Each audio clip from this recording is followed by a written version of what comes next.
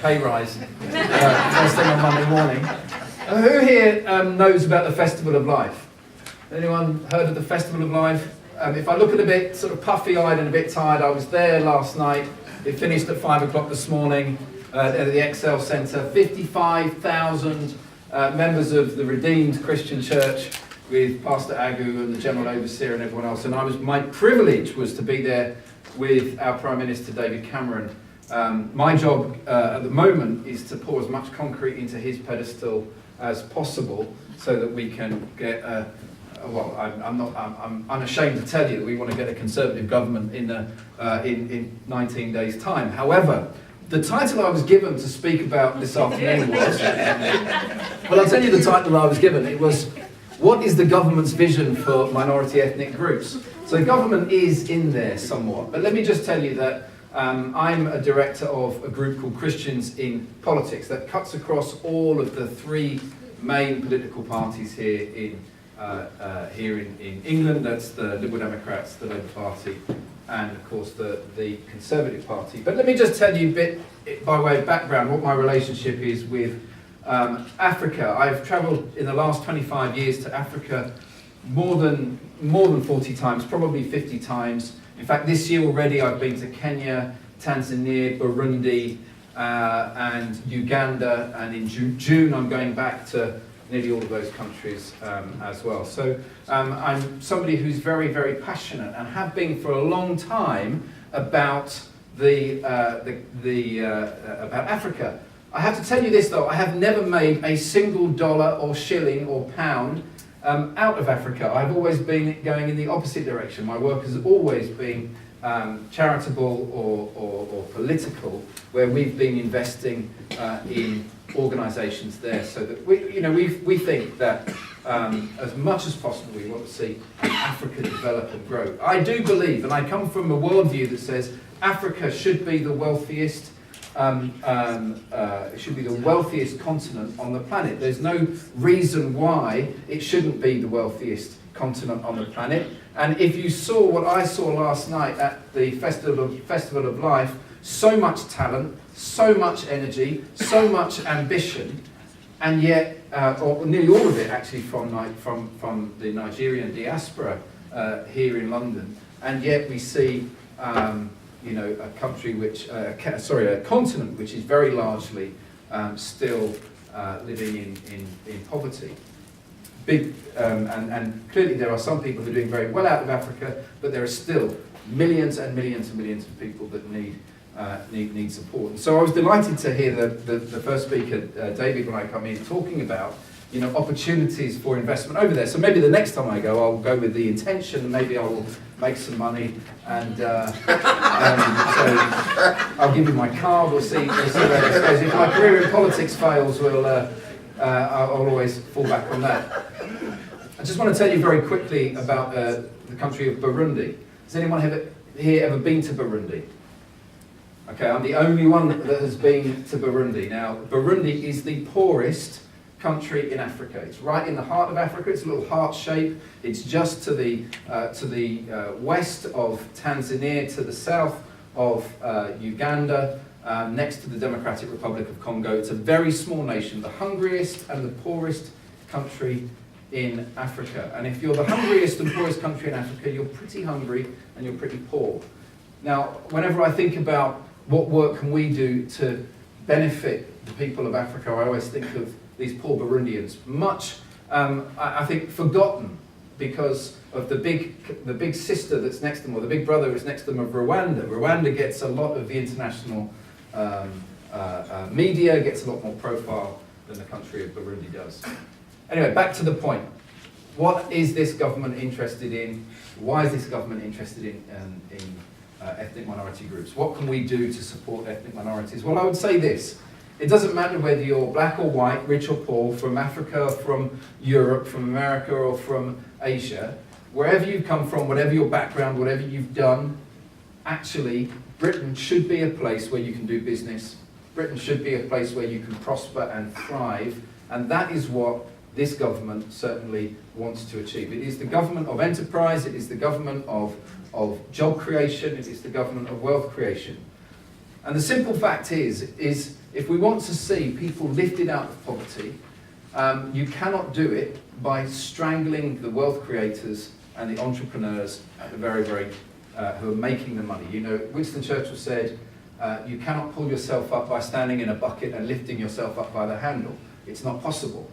You know, actually, the reality is you've got to set wealth creators and entrepreneurs free to do what they do best.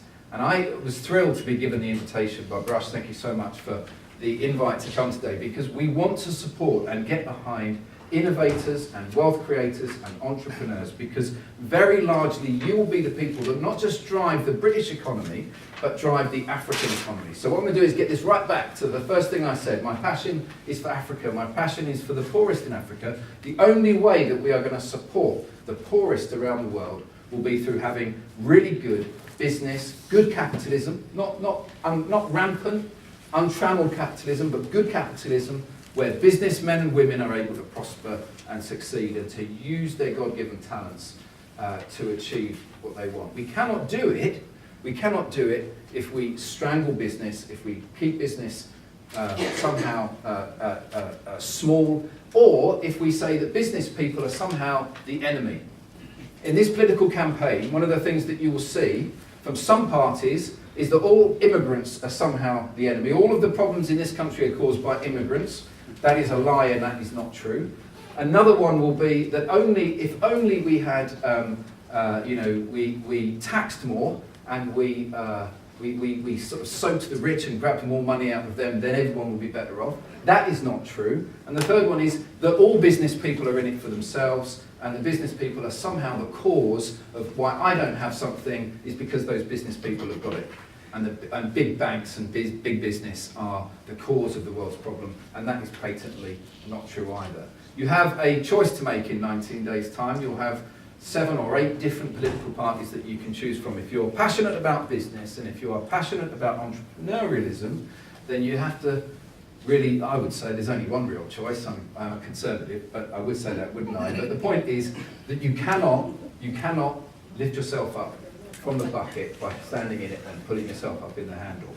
Anyway, I'm happy to take questions. I know we've got about a few minutes. I said I would take some questions. Is there any questions for me before lady at the front?